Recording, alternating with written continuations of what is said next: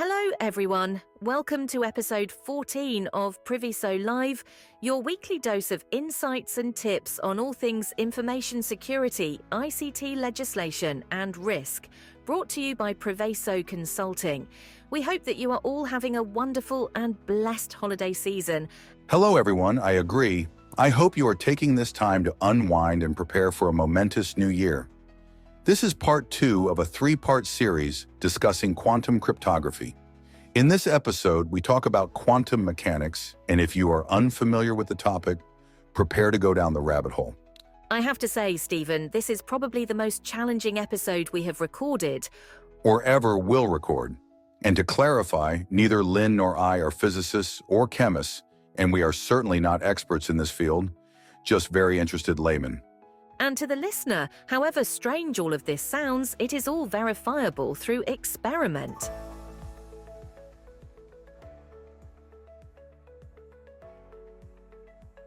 To set the context, we live in a molecular world. Everything that we see or touch is comprised of molecules and behaves in ways that we intuitively understand. Rocks are hard, water is wet, and you can feel the wind blowing across your cheek. And for those familiar with high school science, molecules are comprised of atoms made up of 3 components. Firstly, protons, positively charged particles located in the nucleus or the center of the atom. The number of protons determines the element the atom represents. Electrons are negatively charged particles that orbit the nucleus in shells or energy levels. The number of electrons typically equals the number of protons in a neutral atom. When these electrons move from a higher energy level to a lower energy level, they release a photon, or particle of light.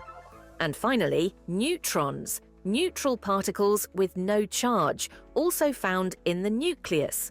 They contribute to the mass of the atom. Quantum mechanics deals with these particles that make up the atom, the subatomic world. I feel like I am back in Taffy McCloud's class, dodging blackboard dusters.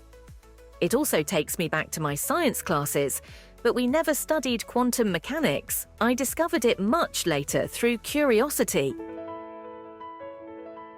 In 1900, Max Planck proposed that energy is quantized, meaning it exists in discrete packets rather than as a continuous wave. Albert Einstein further developed this idea by explaining the photoelectric effect, where light behaves as particles called photons.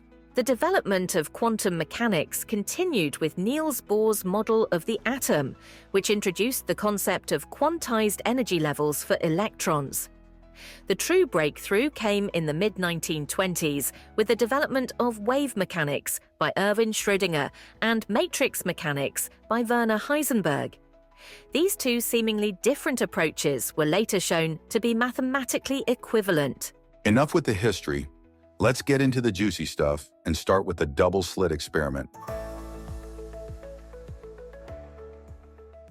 Imagine a gun that shoots tiny bullets at a wall with 2 slits in it. You'd expect the bullets to pass through either one slit or the other, creating 2 distinct piles on the wall behind. Now, replace the bullets with electrons, which are much smaller particles. What happens?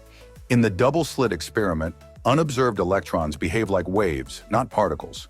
They spread out after passing through the slits and create an interference pattern on the wall, similar to what you'd see if you shone 2 waves of light through the slits. This experiment demonstrates the wave-particle duality of matter, one of the fundamental principles of quantum mechanics.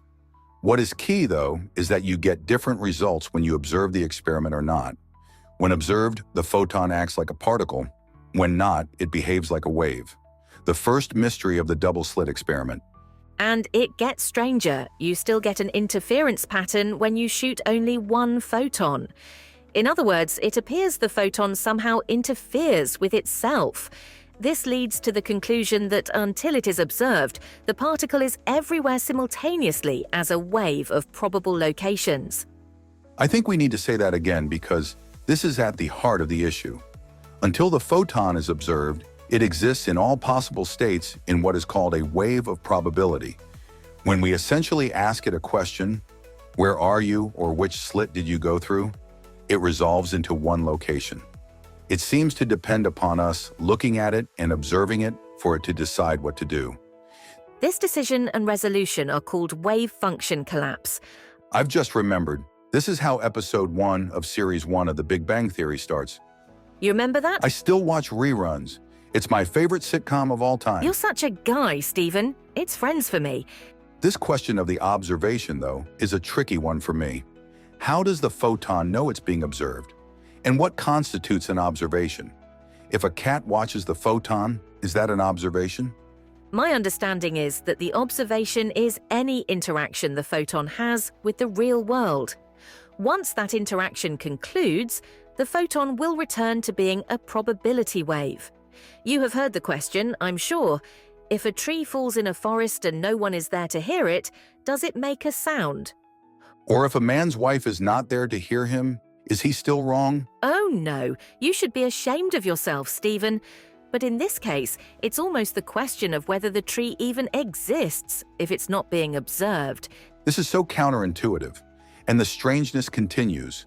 If you place a detector in front of the slits to observe the photon's behavior, the wave function collapses, and it only goes through one slit.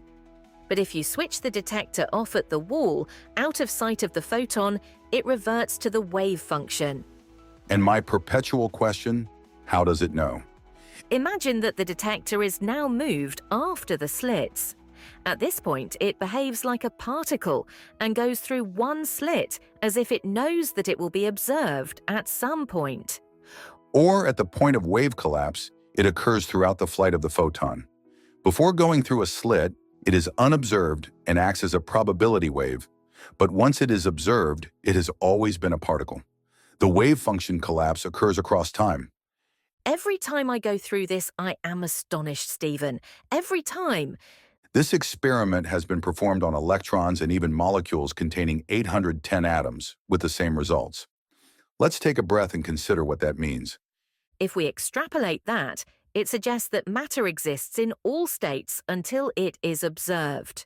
If something is not being observed, it exists as a probability wave. If you walk through a desert with no life form and no opportunity for observation, I infer that there may be nothing but probabilities behind you. We are really in the twilight zone now, aren't we? I said before that we are not physicists, just laymen, and maybe it's a good time to reiterate that.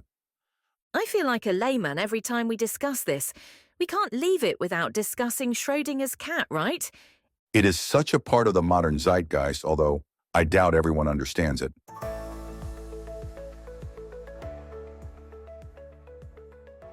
Imagine a cat placed in a sealed box with a vial of poison, a radioactive source, and a Geiger counter. If the radioactive atom decays, the Geiger counter triggers a hammer that shatters the vial, releasing the poison, which kills the cat. But according to quantum mechanics, the radioactive atom exists in a superposition of decayed and undecayed states until it is observed. The wave function has not collapsed, and so the radioactive atom decays and simultaneously doesn't decay. The Geiger counter detects the radioactivity and doesn't detect it. The vial of poison is simultaneously shattered and not shattered. Schroedinger argued that until the box is opened and the cat's state is observed, the cat is simultaneously both alive and dead, existing in a superposition of both states. The cat doesn't know it is dead and alive, so it just sleeps and licks its paws. I'll defer to your experience, Lyn. I'm allergic to cats. I never thought of you as a cat person, though. No, I love my dogs too much. Finally, we need to discuss quantum entanglement, a concept so strange that Einstein called it spooky action at a distance. It refers to the phenomenon where two particles can become entangled, meaning that the state of one particle is instantly correlated with the other particle's state, even if vast distances separate them.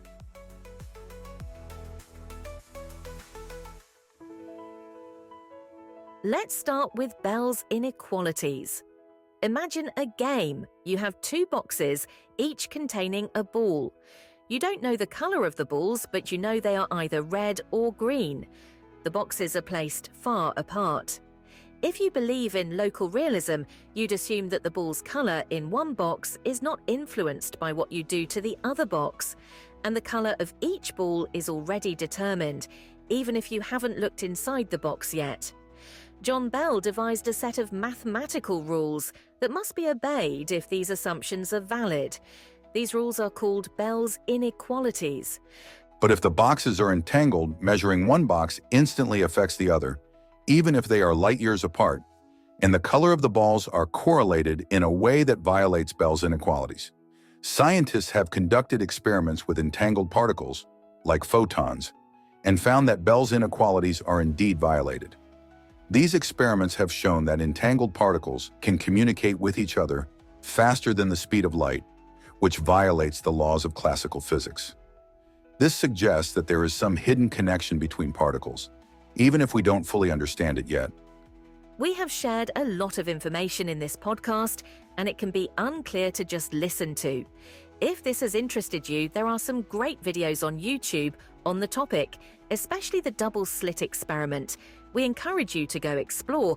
But to close this down in preparation for the last of the 3 episodes, we must take away 2 principles. First, particles can simultaneously exist in all states in a probabilistic wave. And particles can become entangled and influence each other in Einstein's spooky action at a distance. And that's a wrap for a particularly complex episode. If you want to hear more of the same, including how cryptography and quantum mechanics come together, don't forget to subscribe or like our channel to receive future episodes. You can find us on all major podcast channels, including Apple, Samsung, Spotify, iHeartRadio, and YouTube. As always, this is sponsored by Priviso Consulting, your partner when trust matters. Until next week, stay safe.